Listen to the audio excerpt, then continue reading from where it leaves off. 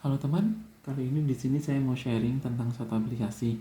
Nama aplikasinya adalah Family Tree. Jadi aplikasi ini fungsinya adalah untuk mencatat pohon keluarga. Kita langsung saja cari nama aplikasinya Family Tree. Kita install. Setelah kita install, kita bisa langsung buka. Jadi di sini untuk halaman awal ketika kita pertama kali ngebuat adalah di sini ada tombol untuk hapus, lalu di sini untuk backup, dan di sini kita ada tombol untuk create new data. Di sini ada beberapa menu. Jadi di sebelah kiri atas ini adalah untuk jumlah berapa generasi ke atas. Jadi ada sampai 2 generasi ke ayah kita, 3 generasi kakek, buyut, sampai ke tidak terbatas untuk silsilah ke atas. Dan di sini sebelah kiri bawah itu juga ada untuk silsilah ke bawah. Jadi sampai ke anak kita, ke cucu kita, atau sampai ke anak cicit kita, dan sampai ke tidak terbatas. Oke, jadi di sini kita mulai saja. Pertama, mungkin kita akan buat dari diri kita sendiri. Contohnya di sini akan saya buat dari saya. Oke. Di sini ada beberapa pilihan. Jadi di sini ada nama dan nama keluarga. Kita bisa tambahkan foto juga di sini. Lalu di sini ada pilihan untuk laki-laki atau perempuan jenis kelaminnya. Lalu di bawahnya itu adalah tanggal lahir. Januari, contohnya 1 Januari. Inputannya ada di sini 2000. Lalu di sini ada tanggal kematian jika memang anggota keluarga kita yang kita catat di sini itu sudah meninggal. Lalu ada beberapa additional field juga di sini. Oke, jadi setelah seperti ini kita sudah jadi untuk satu orang anggota keluarga, yaitu saya. Di sini saya bisa menambahkan untuk orang tua, pasangan, dan juga anak. Contohnya ketika saya ingin menambahkan untuk orang tua. Jadi di sini secara otomatis akan dibuatkan untuk kedua orang tua kita, jadi ayah dan ibu. Nah, di sini kita bisa edit. Kita kasih nama ibu contohnya. Lalu untuk ayah kita akan kasih nama ayah. Oke, jadi ini untuk struktur keluarga kita yang sekarang secara simpel sudah terbentuk ayah, ibu, dan saya. Jadi saya sudah membuat satu pohon keluarga sampai satu generasi ke atas, sampai ayah dan ibu. Lalu setelah itu kita juga bisa untuk membuat pasangan. Jadi contohnya ini ada saya buat istri.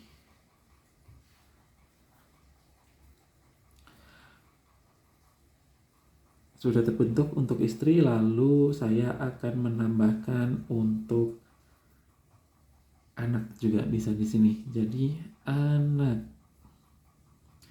perempuan contohnya. Oke.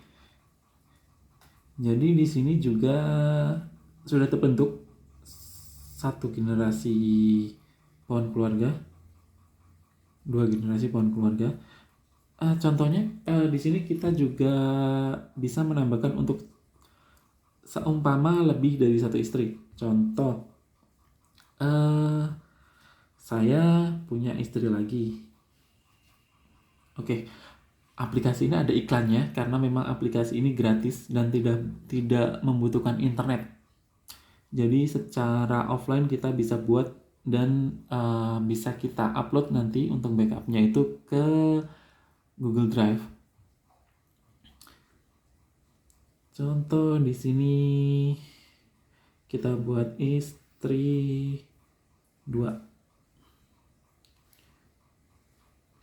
Oke, jadi di sini sebenarnya juga aplikasi ini sudah mengcover untuk lebih dari satu pasangan. Jadi seumpama kita punya lebih dari satu pasangan, aplikasi ini juga sudah bisa untuk mengcover hal tersebut.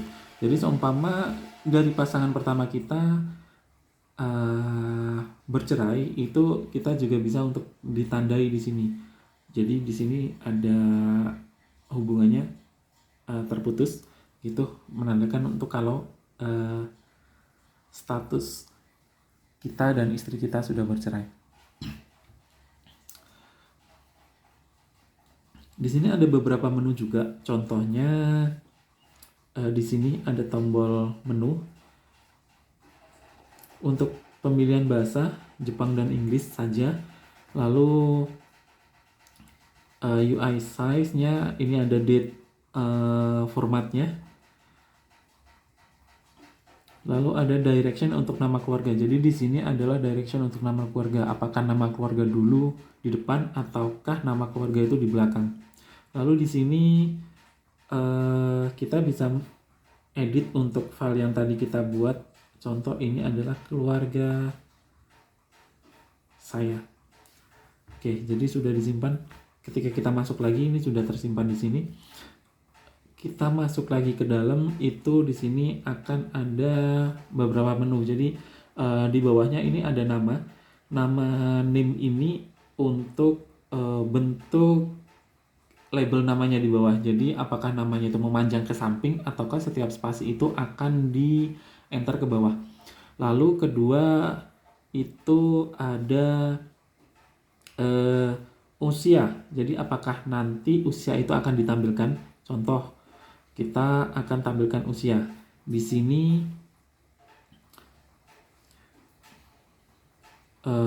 usia akan ditampilkan. Jadi di sini usia ditampilkan.